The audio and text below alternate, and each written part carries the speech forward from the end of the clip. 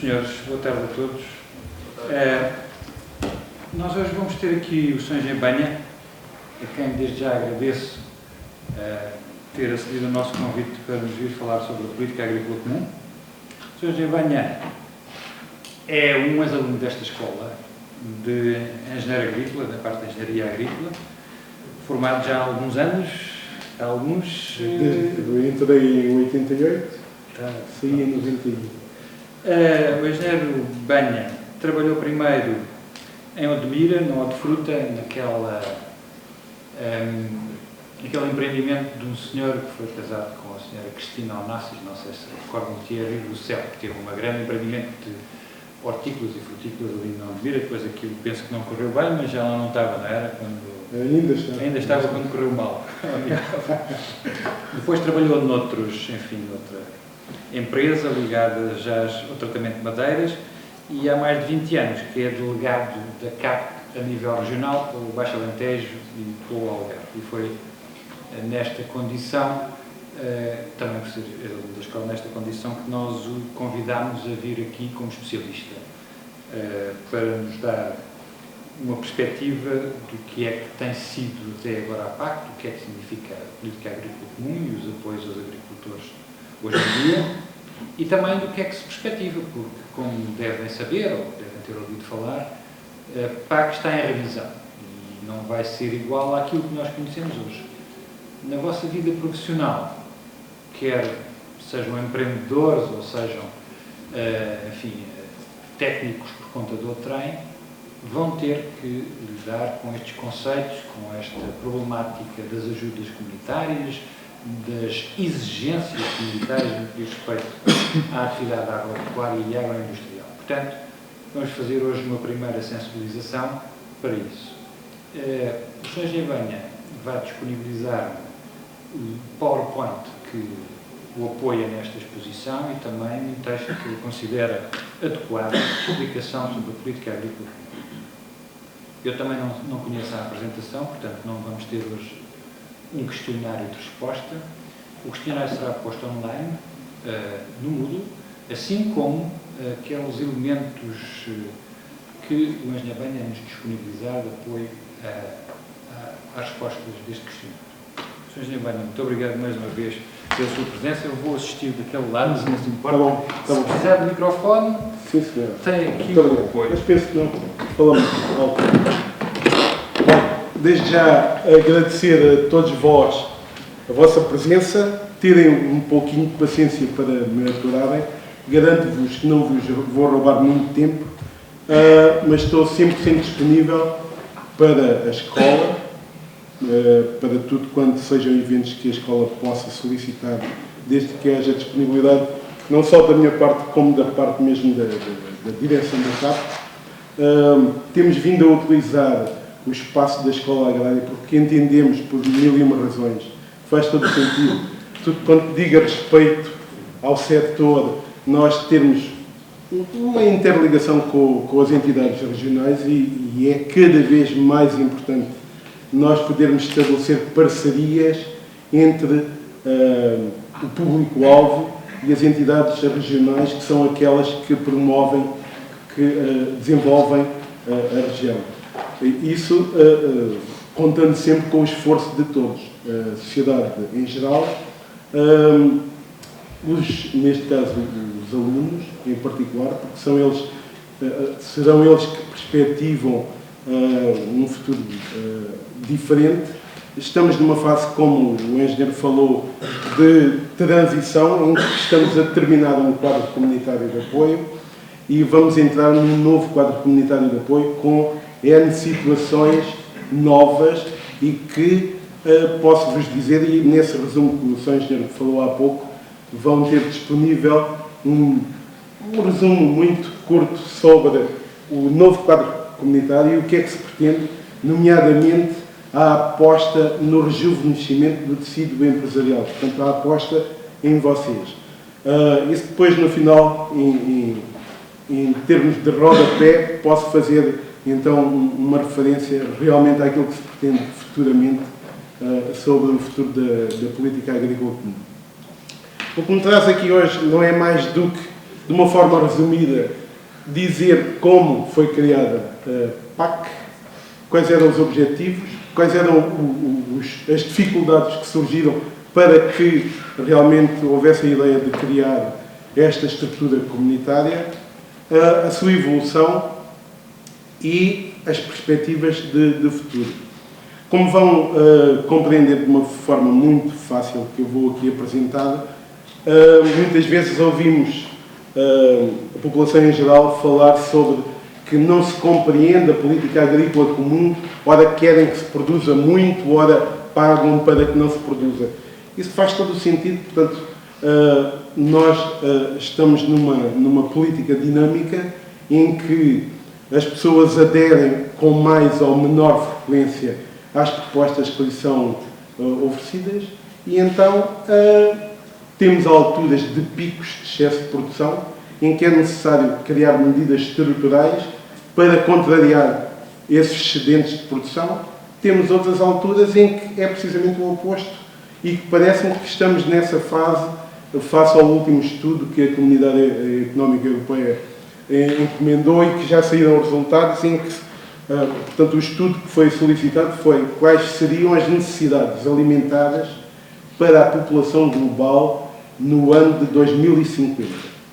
E então esse estudo revela uma coisa muito simples. Revela que, face àquilo que nós produzimos hoje, temos de garantir um acréscimo de 40% em relação àquilo que produzimos hoje para garantir a mesma disponibilidade de alimentos que hoje nós temos. Portanto, e ter um acréscimo de 40% na produção atual é um esforço muito grande. Portanto, isto não se consegue em 4, 5, 10 anos. Portanto, por isso mesmo, manda-se fazer estes estudos com algum tempo de antecedência para que nós todos nos possamos apetrechar dos meios e criar as políticas necessárias para que, quando chegue a essa altura, realmente seja satisfeita essa necessidade. Mas isso, no final, depois podemos ver com mais rigor e então passaria à minha apresentação, que, como disse, não vai ser muito maçuda.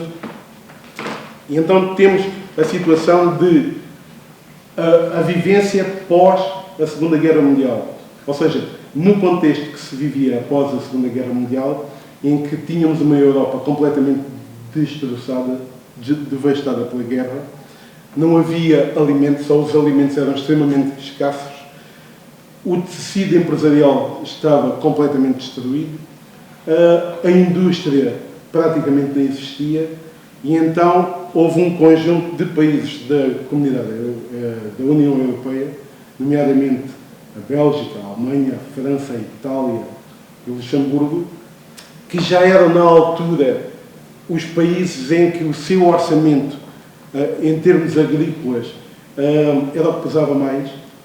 Portanto, em termos de economia destes países, de forma individualizada, o setor agrícola era aquele que tinha maior peso. Eram eles mesmos que tinham um excesso de mão de obra, havia muita gente pela Europa desocupada, não tinham qualquer tipo de atividade, e era necessário urgentemente dar ocupação a essas pessoas. Então, estes 6 países, em 57, assinaram o Tratado de Roma. Ou seja, juntaram-se e definiram um conjunto de pressupostos a fim de dar uma resposta rápida e eficiente para contrariar aquilo que se vivia naquela época.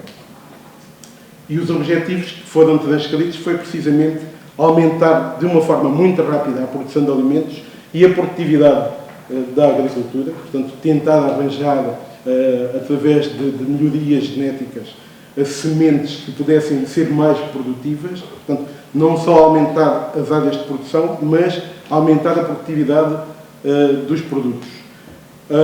Para isso era necessário desenvolver bastante a formação às pessoas, bem como a componente tecnológica. Portanto, daí houve um desenvolvimento tecnológico substancial. Conjuntamente com isto, otimizava-se a utilização dos fatores de produção, nomeadamente a mão de obra, que era aquilo que havia em excesso. Havia muita gente desocupada. Com estas duas situações iríamos promover uma vida equitativa relativamente ao rendimento daqueles que se dedicavam à produção de bens alimentares, dos agricultores. Portanto, iriam garantir um rendimento igual ou muito semelhante entre os agricultores destes países e, desta forma, iriam garantir uma distribuição de alimentos a toda a população europeia a preços acessíveis a todos, assim como, finalizando, como objetivo principal, estabilizar os mercados relativamente ao abastecimento desses produtos alimentares que eram fundamentais para que a Europa conseguisse sair daquela situação extremamente débil em que se encontrava. Em 62, idealizou-se a criação da estrutura em termos europeus, continuando a falar sempre dos mesmos países, os tais 6 países, a Alemanha, a França, a Itália, a Bélgica, Luxemburgo e a Holanda, e o que se idealizava era criar uma estrutura europeia com a missão de garantir o abastecimento alimentar a preços acessíveis, promovendo o crescimento rápido da produção e assegurar o rendimento equitativo daquelas pessoas que se dedicavam à produção desses bens alimentares. E assim nasce a PAC. Portanto, em 1962 foi quando nasceu a PAC. Aqui tivemos uma situação em que foi surpresa para todos aqueles países que se envolveram na criação desta estrutura, que foram fazer a primeira tentativa de um orçamento comum para estes países, só para dar resposta ao setor produtivo. E então, do orçamento desses países, portanto todos eles que participavam com uma percentagem, desse orçamento, os custos para implementar as políticas estruturais iam consumir 75% do orçamento que tinham idealizado para a criação desta estrutura, da política agrícola comum. Porque, e ainda hoje assim é, a política agrícola comum, como o próprio nome indica, é a única política que é comum a todos os Estados-membros.